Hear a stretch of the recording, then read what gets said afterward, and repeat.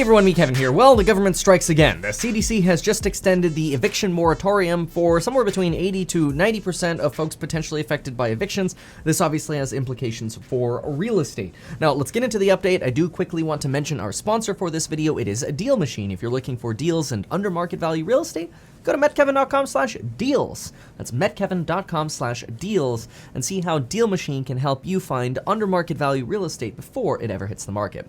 Okay, so let's talk about this new 19-page CDC order that came out. It's also worth noting kind of what led up to the cause of this. The Congress over the last year has also authorized over $46 billion of rent relief. That $46 billion came in the December stimulus package and in the February stimulus package. That's the $600 check one and the $1,400 check one. Well, unfortunately, states have received this money from the federal government. They received it pretty quickly, but states mostly allocated the rent relief processes either through their antiquated processes or to local governments, either cities or counties throughout the country, and a small fraction of rent relief money has actually gone out. Only about $3 billion of the $46 billion of rent relief money has gone out to people who need it. So all of a sudden you have Congress who provided $46 billion in rent relief, but only $3 billion has actually gone out to help people. That's 6.5%.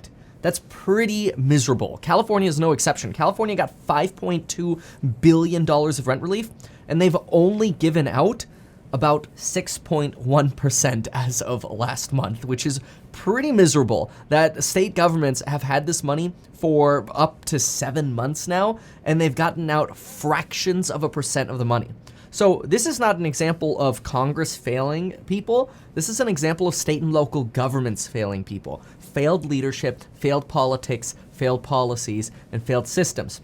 Something that, quite frankly, I think blockchain could help solve. Quick, efficient payments through something like Ethereum or Cardano, transparent, to reduce fraud and make payments arrive faster. There are solutions, but definitely what's happening now is not a solution. Anyway, this has given rise to, well, obviously the expiration of eviction protections on July 31st, which has now led to a ton of new eviction filings, leading multiple millions of individuals potentially at risk of eviction.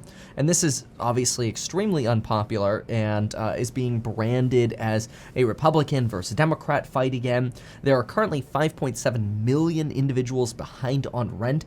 Some states have had longer eviction protections, but for the entire federal government, eviction protections mostly expired July 31st. Now, this new CDC memorandum, it's 19 pages long. I'm going to give you a quick preview of what it looks like here. This is a new order. Their last order was actually deemed unconstitutional by the Supreme Court, but they just kind of redid their order here to try to basically say, well, this is different. See, because this order to halt evictions has to do with an unexpected development in the trajectory of COVID.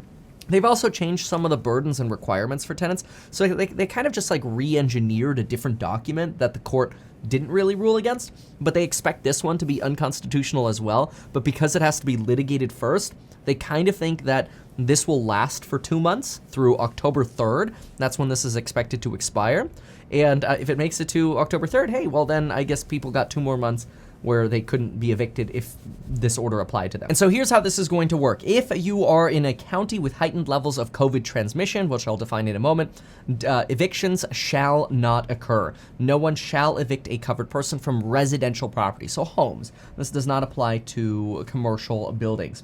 Any resident of any residential property, however, they must meet the following criteria. The individual tenant who would be getting evicted has to use their best efforts to obtain all government assistance, so they actually have to prove that they're trying to get rental assistance. They have to have earned no more than $99,000 as an individual or $198,000 filing jointly, or they were not required to file a tax return in 2020, or they got a stimulus check. So as long as you qualify, as long as you're trying to get rent relief and you qualify with these income thresholds, you qualify for eviction protections, but you also must qualify with the following items here. The individual must be unable to pay their full rent or make a full housing payment due to the following. And this is a little bit of a bigger burden than what we previously had in the prior eviction ban. from the CDC. You must prove a substantial loss of household income, which obviously substantial is debatable, loss of compensatable hours of work or wages, okay, so loss of hours, or extraordinary out-of-pocket medical expenses or layoffs. You must also use your best efforts to make partial payments that are as close to the full payment as the individual circumstances may permit. This is another thing that's sort of increasing the burdens on those seeking rental protections, right? They're really trying to narrow this down to people who really, really need the eviction protections, where they're like, please give me like an extra 2 months just to get through the state processes to get my rent relief money, and everything may be good. The eviction would render the individual homeless, and these are ands. I want to make sure of that. Penalty of perjury, that. Yeah, these are all and statements. These are not or statements, so you must qualify for all of these things. If you were to get evicted, you'd have to prove that you're likely to be homeless, or you'd have to live with somebody in close quarters with somebody else. And the individual resides in a U.S. county experiencing substantial or high rates of community transmission. This does not apply to guest houses. And to define substantial transmission, they mean 51 to 100 new cases in a county in the past 7 days, divided by the population, multiplied by 100,000, or some of these other metrics.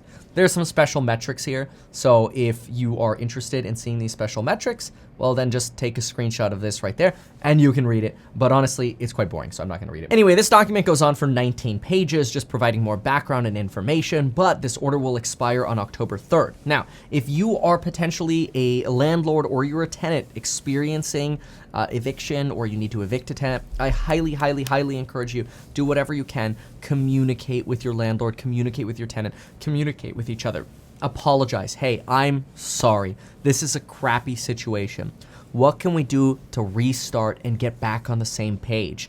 This is, and go into this with knowledge. Like, hey, what are my rent relief options? What options do I have? Take those rent relief options and then suggest those to your landlord. Hey, here's what I'm thinking. Why don't we apply together on this? Why don't we do this? Look, you know, this is obviously, this throws a wrench in the eviction processes, whatever. I qualify for these 7 things. I don't believe I can be evicted anymore because of this new CDC thing. But hey, I want to work with you. I can actually pay $100 more this month than I have been in terms of partial payments. Probably paying 0 is not going to fly anymore. So I would do whatever you can to have an open dialogue, get that rent relief money. A lot of states and localities are finally doing 100% rent relief for up to 12 months going back and up to 3 months going forward. So you've got some good opportunities to get that rent relief money. It's just a matter of patience and getting through that stupid state process or the local county process. And I feel bad for you because, quite frankly, the processes have sucked. So anyway, I wanted to give you this update on what's going on with the eviction crisis. This does obviously pause a lot of evictions, and I expect a lot of tenants who are currently being evicted will do whatever they can to qualify under this protection for the next 2 months. So it does sort of forestall an eviction crisis for, you know, a couple months, but we'll see. Who knows? Maybe a court will come in and strike it down sooner.